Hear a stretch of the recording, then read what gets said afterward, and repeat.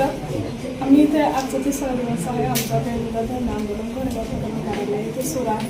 आम्ही साध्या बेसिक मागण्यांना घेऊन इथे बसलो आहे. जसं की आम्हाला कॉन्ट्रॅक्ट काम हवी, आरोग्य तपासणी व्यवस्थित झालं पाहिजे, साधा पाण्याचे पाईपलाईनचे. कुठल्या हॉस्टेलला आहात? माझं सगळं ॲडमिशन नाही झालं. आता माझं कॅपरावचं चालू आहे. माझं अजून हॉस्टेलला ॲडमिशन नाही झालं. तर मी विद्यार्थ्यांचे प्रतिनिधी म्हणून बोलते.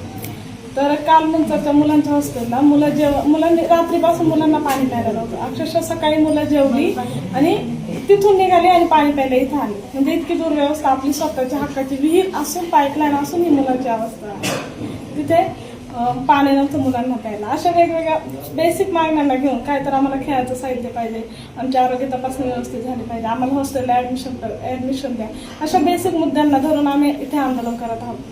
अजूनही आमच्या मागण्या काही प्रमाणात सुटल्या आहेत. जसं की फक्त खेळाचं साहित्य आलं आहे. अजून आम्हाला घोडेगावच्या मुलींच्या वसतिगृहाची बिल्डिंग मंजूर आहे. त्या बिल्डिंगचं बांधकाम अजून सुरू झालं नाही. जुन्नरच्या मुलांना आम्ही मागणी करतो की एकाच इमारतीमध्ये सगळी मुलं आली पाहिजे, याच्यासाठी आम्ही मागणी करतो. तीही मागणीचा अजून काहीच प्रस्ताव नाही आहे. अशा छोट्या छोट्या मागण्यांना घेऊन आम्ही इथं आंदोलन करतोय. आम्ही प्रशासनाला असा इशारा देतो की येत्या काळात जर यांनी ह्या मागण्यांकडे दुर्लक्ष केलं तर हे आंदोलन अजून तीव्र पद्धतीने आम्ही उभं करू, असा प्रशासनाला आम्हाला इशारा आहे.